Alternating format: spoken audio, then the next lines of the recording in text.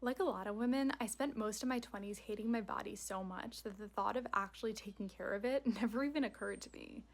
And then one day I realized my body was going to age and change whether I did anything about it or not, so I might as well start now. I didn't start exercising to punish myself, just to take care of myself, and that shift changed everything. Because here's what I know now: guilt and shame don't build habits, care does. We sign up for a gym membership in January, go twice, and then spend the rest of the year feeling terrible every time the charge hits our bank account. The guilt doesn't actually get us there, it just adds to the pile.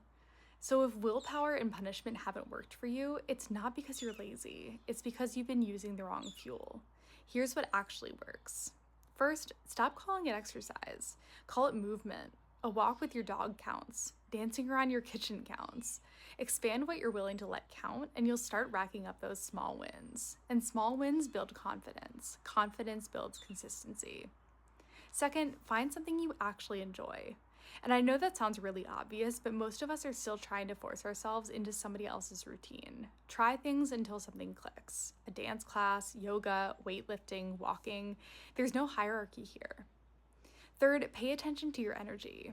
I work out right after I eat a light breakfast because that's when I feel most lively. A short walk after lunch helps keep the afternoon fog away. Work with your body's rhythms instead of against them. Fourth, start small enough that you can feel competent almost immediately.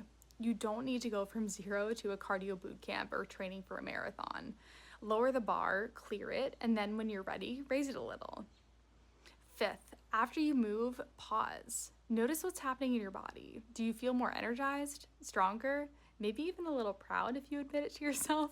That feeling is what you're training yourself to want. And finally, stop negotiating with yourself.